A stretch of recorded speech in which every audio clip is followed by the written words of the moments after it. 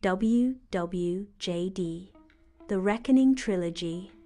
Part 2, The Consequence. Prologue. The robbery was over. The gunman had surrendered. Lives had been saved. Ethan Carter thought he had done the right thing. But the right thing often comes at a cost. And now someone wanted him to pay. Chapter 1. The first threat. Ethan stood in his driveway, gripping the note in his trembling hands. "You should have stayed out of it."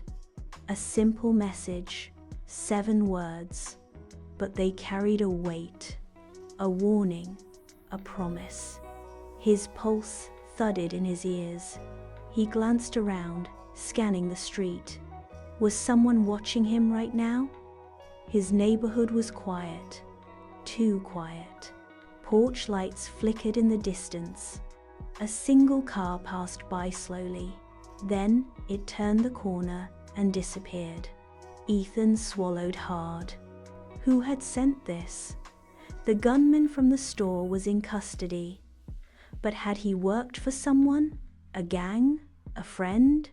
His wife's voice startled him. "Ethan?" He turned, quickly crumpling the note in his fist. She stood in the doorway, arms crossed, concern on her face. "Are you okay?" Ethan forced a smile. "Yeah, just thought I heard something." She frowned, but didn't push. "Come inside," she said. "It's late." Ethan nodded. But as he stepped inside, he couldn't shake the feeling something was coming. And this time, words wouldn't be enough. Chapter 2. The Watcher in the Dark. 2 nights later, it happened again. Ethan had just put his daughter, Lucy, to bed. The house was dark and quiet. His wife was asleep, but he couldn't rest. The note still haunted him. "You should have stayed out of it." He locked the doors, checked the windows, twice. Then, just as he was about to head upstairs, a car engine rumbled outside. His breath caught. The street was supposed to be empty. He moved to the window, careful not to be seen. Peeking through the blinds, his stomach twisted into a knot. A black sedan was parked across the street. The driver's seat was occupied. Whoever it was, they weren't getting out. They were just sitting there, watching. Ethan's grip on the windowsill tightened. He reached for his phone. No new messages, no calls. Should he call the police? Tell them what? A car parked outside wasn't a crime. But deep down, he knew this wasn't a coincidence. This was a message. And whoever was behind it, they were just getting started. Chapter 3. The Missing Piece. The next morning, Ethan decided he needed answers. He drove to the police station and requested to speak with Detective Ryan Graves, the officer in charge of the robbery case. After waiting nearly an hour, he was led into a small interrogation room. Graves was a no-nonsense man in his early 40s. Thick beard, tired eyes, a coffee cup that looked permanently glued to his hand. He leaned forward, eyebrows raised. "What can I do for you, Mr. Carter?" Ethan slid the crumpled note across the table. Graves picked it up, read it, then exhaled slowly. "Where did you find this?" "On my windshield, 2 nights ago." Graves rubbed his temple. "Why didn't you report this earlier?" "I thought maybe it was just a scare tactic." Graves shook his head. "No, this is a threat. And if someone took the time to warn you, it means they're planning something worse."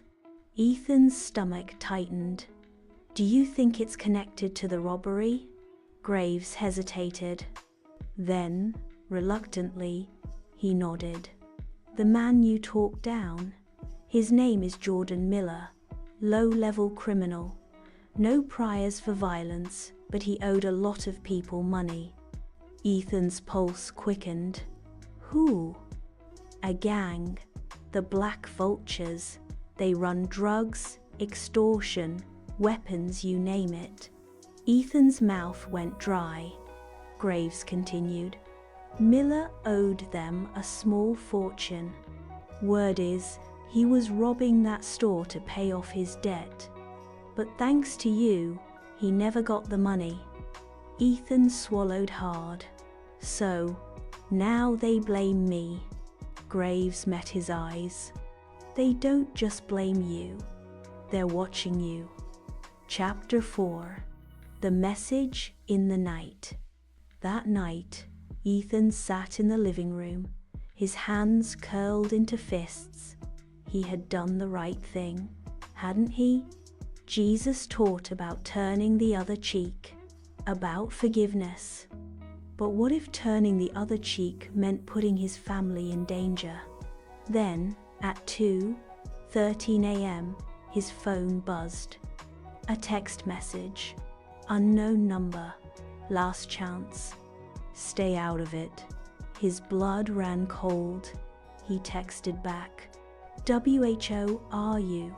No answer. Instead, a second message appeared. This one contained a picture. Ethan's heart nearly stopped. It was a photo of his house, taken from the street, the same black sedan parked outside. Ethan's mind raced. This isn't a warning anymore. This is a promise. Chapter 5. Faith versus Fear. The next morning, Ethan sat at the kitchen table, running his hands through his hair. His wife, Sarah, sipped her coffee, watching him. You haven't slept, she said. He hesitated, then finally showed her the messages. Sarah's face drained of color. Oh my God, Ethan, what do we do? He didn't have an answer. Call the police. What could they do? Run? Leave town? That wasn't a solution. He felt trapped. Then Lucy came running down the stairs, beaming. Daddy, can we go to the park today? Ethan forced a smile. Maybe later, sweetie. She ran off, blissfully unaware of the danger. His fists clenched. If it were just him, he could deal with the threats. But his family? He wouldn't let them get caught in the crossfire. He had two choices. Do nothing. Hope the gang loses interest. Confront them. Neither option felt safe. But only one felt right. Chapter 6. The decision. Ethan grabbed his keys. Sarah's eyes widened. Where are you going? His voice was calm but firm. To find them. Sarah grabbed his arm. No, you can't just walk into a gang's territory and... Ethan placed a hand over hers. Sarah, I have to do this. Tears welled in her eyes. Then promise me you'll come back. Ethan swallowed hard. I promise. He turned and walked out the door. As he pulled out of the driveway, his heart pounded. He had no plan, no backup, no idea what would happen next. But he knew one thing, this wasn't over. Not yet. To be continued. Click the link to watch the next trilogy. If you like content like this, please subscribe and press the like link to help our channel out. Thank you for watching.